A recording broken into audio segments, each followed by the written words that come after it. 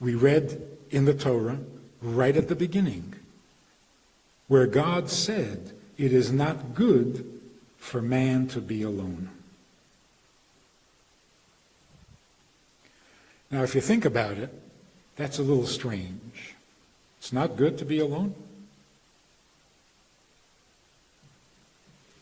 There's something wrong with being alone? Is that true? And if it is true, why did God have to say it? God said it is not good for man to be alone. What, is he simply making an observation that is obvious to everyone? What is wrong with being alone if you're capable? If you're capable and you can take care of yourself and you're totally independent and you don't need anyone, is that not perfect? What's wrong with that? If only we could be alone. Not need anyone, not depend on anyone, never be disappointed, never get hurt. Even in terms of the theory of evolution, if a person could reproduce themselves by themselves, wouldn't that guarantee your existence, your survival, more than if you have to get someone to cooperate?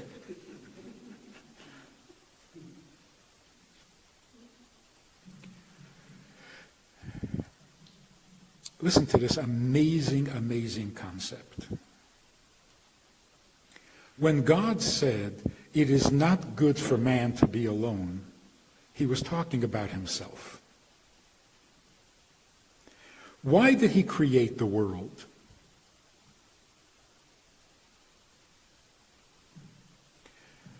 Well, the only reason we can think of, the only issue that might have existed that would motivate him to create the world was that he was alone.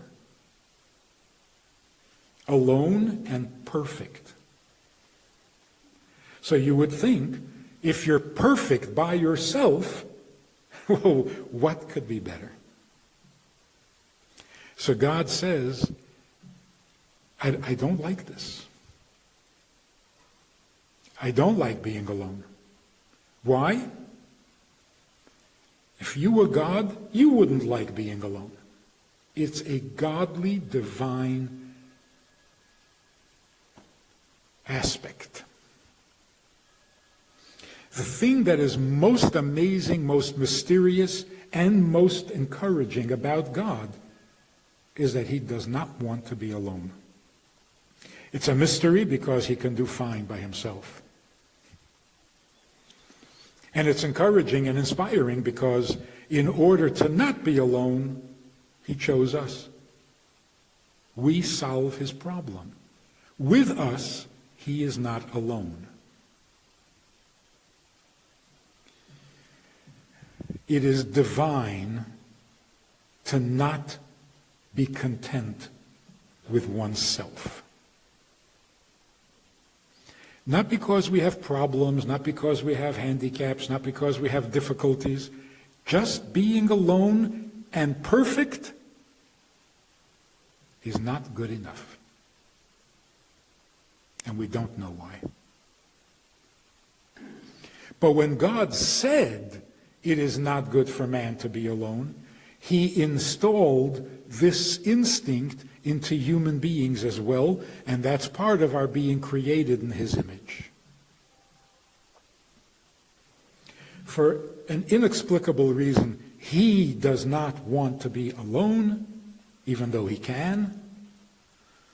And that same instinct we have, which is why we get married. The cure for aloneness is marriage. And that's why the Torah also says, therefore should a man leave his mother and father,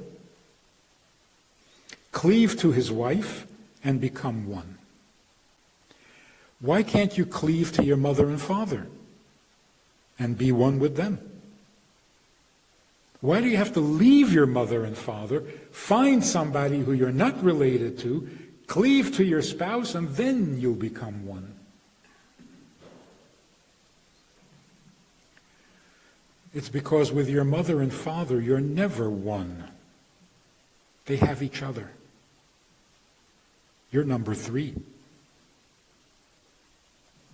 And the same with your children.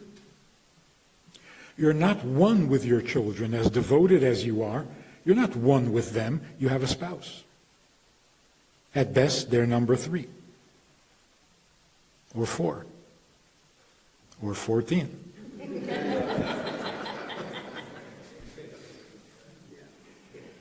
But not number 1. So the cure to aloneness is being attached, cleaved to a spouse. Because with your spouse, you are the only one. Just like we say Hashem Echad, that's our motto in Judaism. God is one, God is one. We don't mean there's only one God. We mean we are one with Him. Because that's what He wants. That's what He created the world for. Now, let's apply this in today's world to marriage. A man says, I love everything about my wife. Isn't that nice? Everything? Let's give him the benefit of the doubt. Let's say it's true. He loves everything about her. But listen to the problem. If I love everything about you, do I really need you? Or am I enjoying things about you?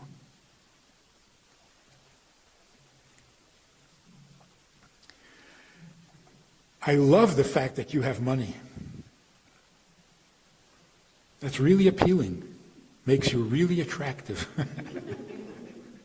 Because you have money. Oh, that's terrible. Oh, okay, fine. Sorry. No, it's your love. You love me so much. I want that. I love how you love me. I also love your sense of humor. I also love your values, and I love the way you talk, and I love the way you look, and I even love your mother. So, where do you fit in? If I say I want to marry you for your money, what I'm actually saying is, just give me the money. If I could just have the money, that would be perfect. But since nothing's perfect in this world, I'm going to have to marry you for your money. Okay? I'll do that. All I want is love. Can you just love me? And leave the rest out. Do I have to put up with you to get your love? I do? Okay. So if I marry you for your money, I'm really married to the money. If I marry you for love, I'm married to the love. If I marry you for your looks, I'm married to the looks. What do I need you for? See, the you that comes with those things, that's what ruins a good relationship. So that's why the first book that I published in 1990, it's called Doesn't Anyone Blush Anymore? Which is a good title, it worked, but it was not the one I preferred. I wanted it to be called Shut Up, I Love You. And back in 1990, Harper San Francisco thought that shut up was a little too vulgar.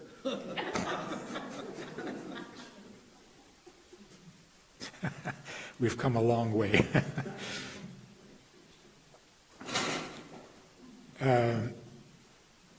Shut up, I love you. Which means we got married for love. I love you, you love me. Everything would be perfect if you would just shut up. But no, you have to have an opinion. You have to have a personality. Who needs this? Let's just love each other and skip the rest. Which means I don't know what you're doing in my life. Just give me the things I like. So if a man says, I love everything about my wife, I ask him, do you love your wife? Yes, I love everything about her. Yeah, but do you love her? He says, what about her? We're going in circles here. Forget about her. Do you love her? He says, what does that mean? What is her if you take away the goodies? It's a good question, because we don't know the answer. What is a person if you take away all the features? So first of all, there is this strange phenomenon. You know when your spouse is out of town, your wife is out of town, you miss her. What do you miss about her? No, I miss her. She's away. Your husband is out of town, you miss him. Him, not something about him. So we do know what it feels like, and we do know what him means, or what her means. The sad thing is, the minute he walks in the door, it becomes about something. Oh, good, you're back. Now, can't you just miss him a few more minutes? Just him? The reason we get married, and this is really a shocker, the reason we get married is because me is not good. I need someone else. Someone else, not someone nice. There are a lot of nice people in my life. Marriage means I have someone else in my life. What does someone else mean? Someone who doesn't agree with you. Otherwise, it's not else. Then it's just a clone. Someone else means you're not me, and that's what I want. I want you to be in my life because you're not me.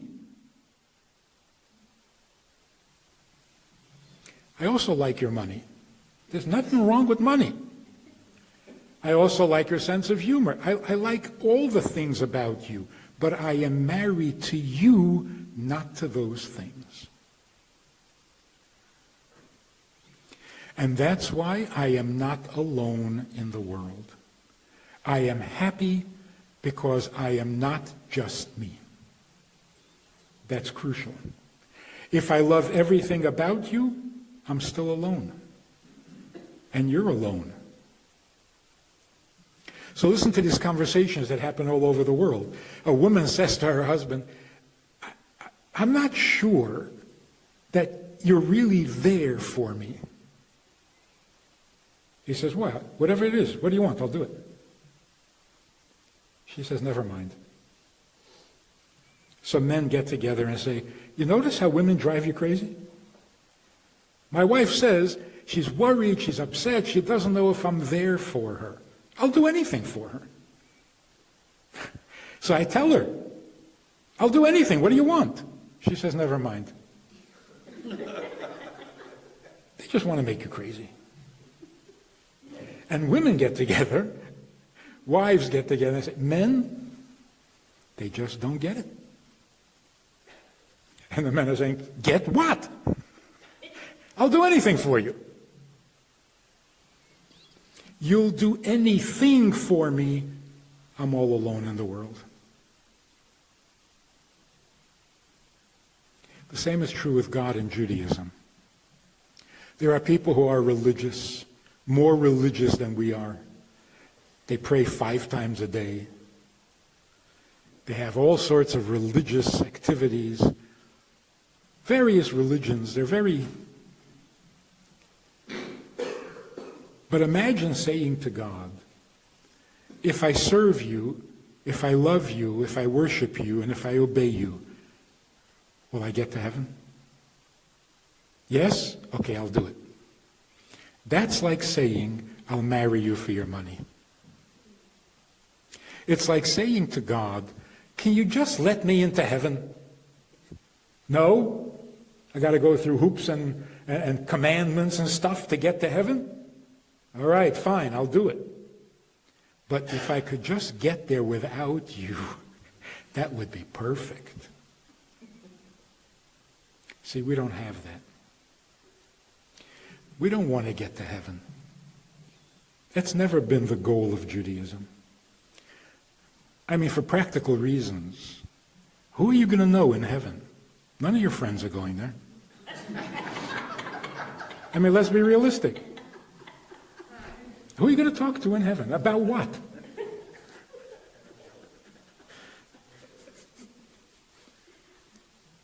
We don't want to go to heaven. Don't want to go to hell either. What's wrong with just staying here? That would be the best. Why? Our connection to God is not because he has goodies, because it's his football. You got to play nice. Don't get him angry. That's not Judaism at all. Judaism is, God came to us at Mount Sinai and said, I hate being alone. Will you be mine? Can you say no to that? Partner with Rabbi Friedman. Visit itsgoodtoknow.org/support.